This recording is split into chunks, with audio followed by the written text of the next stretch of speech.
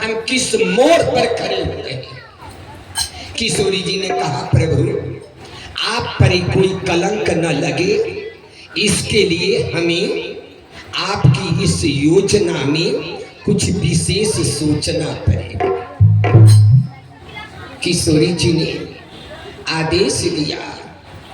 कब याद करना, जब सुपनखिया झपट्टा मारने आई तो श्री किशोरी जी कहती है, हे राजपुत्र, क्या मैं मान लूं कि आपके भुजाओं में वो ताकत नहीं है जिससे मेरी आप रक्षा कर सकते हैं।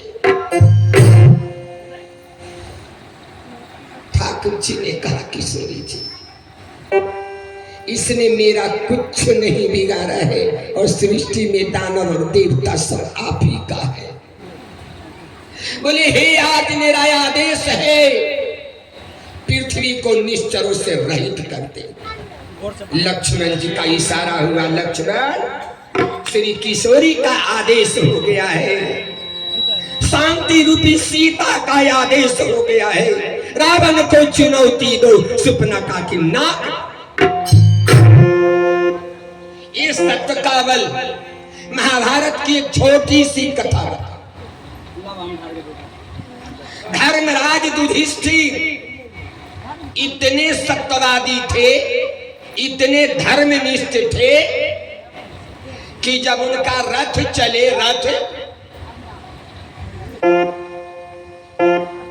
उनका रथ जब चलने लगे तो पृथ्वी से एक बित्ता ऊपर चलता था। धर्मराज युधिष्ठिर का रथ पृथ्वी से स्पर्श नहीं होता था, घोड़े का पांव भी पृथ्वी से स्पर्श नहीं, टच नहीं होता था, एक बित्ता ऊपर चलता था। क्यों? यह धर्मनिष्ठ और सत्यनिष्ठ थे। इसका एक प्रमाण बताऊं। महाभारत का युद्ध निश्चित हो गया। कृष्ण ने और धर्मराज युधिष्ठिर ने विचार किया, सब तो होगा, लेकिन गुरु द्रोणाचार्य के सामने कौन टिक सकता है और उसे कौन हरा सकता है? कृष्ण ने कहा, धर्मराज युधिष्ठिर, द्रोणाचार्य को हरा करके और हस्तिनापुर का राजा बनने का सपना कभी मत देखना। बोले, उपाय? बोले, चलो गुरु जी से पूछ ले कि उनकी मृत्यु कैसे होगी। हम केवल देश की संस्कृति पर हैं। धर्मराज युधिष्ठिर पांचों भाई और श्री कृष्ण आए। गुरु द्रोण कहते हैं, धर्मराज युधिष्ठिर कैसे आना हुआ? महाभारत निश्चित है, हमारी और तुम्हारी मुलाकात समरभूमि में।